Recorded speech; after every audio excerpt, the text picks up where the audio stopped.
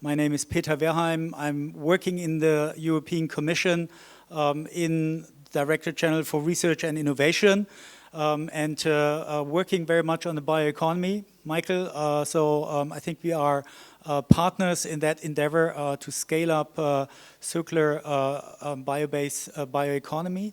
The name of our directorate in which I'm working is called Healthy Planet. The vision of our directorate is to facilitate the green transition through research and innovation to get to a healthy planet, which by 2050 should also be climate neutral, and where consumption and production also operate within safe planetary boundaries. And guess what is needed to do that? To meet all the objectives we have set on the European Green Deal, we certainly do need sustainable finance more than ever, and we need your work. Let me do two things. Look back a little bit. How has the landscape for sustainable finance activities at the European level evolved? And then also look a little bit forward.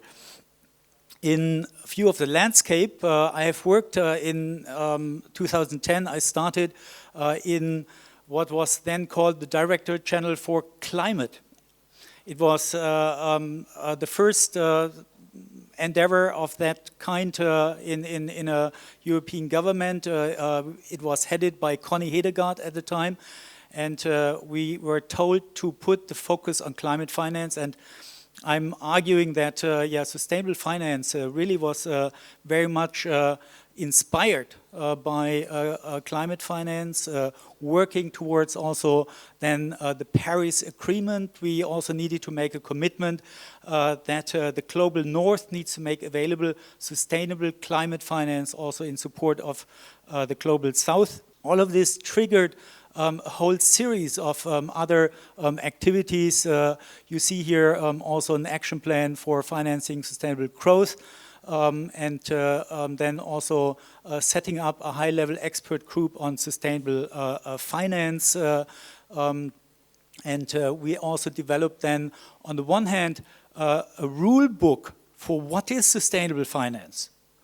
Probably very easy to find here an agreement amongst you what is sustainable finance, but the devil is in the detail, and therefore we have developed a rule book, for instance, with the EU taxonomy regulation. In parallel, we have also developed and set up financial instruments. Amongst others, we have also helped the European Circular Bioeconomy Fund and supported it through our research and innovation program Horizon 2020. So an entire landscape has evolved. On the rule book, I'll skip that. On the rule book, we have had various initiatives which many of you will know. On the one hand, the EU taxonomy. On the other hand, the environmental, social and governance disclosure rules with separate regulations, which meant to enhance the transparency in financial services and also in companies of what is sustainable. And that was then also complemented with tools, including on EU climate benchmarks and the EU Green Bond Standard. Why does this matter?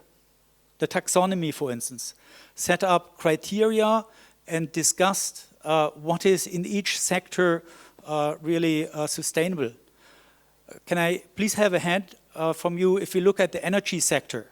What would you say? Is nuclear energy sustainable? Who is saying yes? Can you please raise your hand? Who is saying no? Okay. There's discrepancy of opinions in Europe on this, yeah, and it's still a pending case, that is in fact also being discussed in front of the European Court. Currently, the European Commission has included nuclear into the taxonomy, the scope of the taxonomy, but this is currently being also challenged by some member states, Austria, for instance, yeah, and Germany probably would also see that or has seen that differently. Let me also mention that we have developed, in addition to the rule book, also various financial instruments or groups of financial instruments like the Invest EU Fund, which brings together a range of financing instruments, and this one was set up in response to the COVID crisis and economic crisis to provide European Union with long-term funding by leveraging private and public funds in support of Europe's sustainable recovery.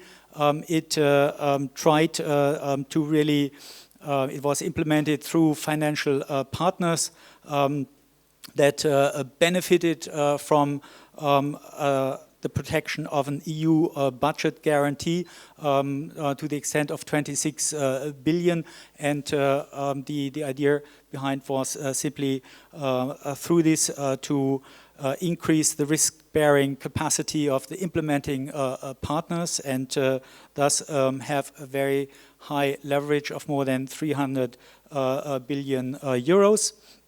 Another financial instrument, which I've heard already during lunch, many of you know, is the European Innovation Council, which has been designed in 2016, set up in 2018, and the European Innovation Council, under the guidance of Horizon Europe, is covering the entire technology maturity ladder with different TRL levels. The EIC Pathfinder on the bottom for very low TRL levels with small grants up to 4 million euros. Then the EIC Transition, which moves validated lab results to proof of concept and prototype.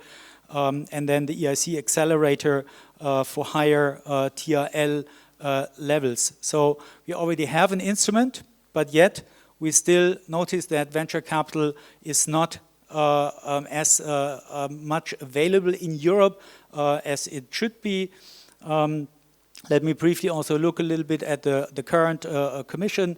Our President von der Leyen has started her second term in December last year. You see here the 7 priorities she has put forward last year already. You see the term sustainable prosperity and competitiveness. I think that is important. And you also see the 4th priority, sustaining our quality of life, food security, water and nature, which also gives the opportunity to continue many of the European Green Deal proposals we have had. This is her policy priorities are implemented by the number of commissioners and vice presidents, and I would argue many of them are working on and keen to work on sustainable finance. Commissioner Albuquerque, responsible for financial services, but also Vice President Zerjourné, and my own commissioner on the lower left-hand side, Katarina Sarajeva, who is not responsible for research and innovation only, but she's also responsible for startups, and I'll come back to that in a moment. One of the packages that was also already initiated this year in February by President von der Leyen and the Commission is the competitiveness compass, which is supposed to accelerate this transition to sustainable prosperity and competitiveness. And it includes various elements such as the Clean Industrial Deal, the circular economy, but also very explicit references are being made to the bioeconomy. Hence, this is an indication that the sustainability objectives that started under the first mandate of President von der Leyen will continue. Let me also mention that President von der Leyen announced that the second term of her commission will be driven by an investment commission, and it will be also complemented with simplification. One of the simplification elements was an omnibus package which released the burden for some of the companies in the financial sector, but also in the real economy, in terms of reporting on sustainability standards by either postponing the entry into force, or also relieving smaller companies from various of these requirements. That was announced earlier this year. Also in May this year, an EU startup and scale-up strategy was announced, and this strategy really builds on the recognition that compared to the United States, venture capital is much too less available in the European capital market, that the EU financial system remains predominantly bank-centered, with bank assets totaling 300% of the European GDP, compared to only 85% in the United States. So we want to change this, and one of the big elements will be in that endeavor also the establishment of a Scale-Up Europe Fund, which will build on the experiences of the European Innovation Council. So please stay tuned on this. That will come in 1 or 2 years. And we also continue to have a coherent policy framework which continues to work in implementing many of the objectives that have been set with the European Green Deal, such as carbon neutrality, reaching carbon neutrality by 2050, but also protecting biodiversity and nature. You see here a few elements, among them also the new bioeconomy strategy. We are working here towards the adoption of a new bioeconomy strategy at European level in November this year under the Danish presidency. And I also had the pleasure of showcasing to President von der Leyen 3-4 weeks ago in the headquarters of Brussels, the Berlaymont, a number of wood-based bioeconomy innovative products from all sectors: cosmetics, packaging, textiles, including here wash basins from wood residues, which have a much lower greenhouse gas footprint. I think she really liked that. So please also stay tuned on our EU bioeconomy strategy. So in conclusion, I would argue over the past 15 years, we have set in motion quite a lot of work on sustainable finance. We have, on the one hand, created financial instruments, but also have defined a financial rule book, and more will be needed in a few of meeting many of our sustainability objectives and targets, and hence the need for what you can deliver, the need for sustainable finance will rather grow and not decline. Thanks very much.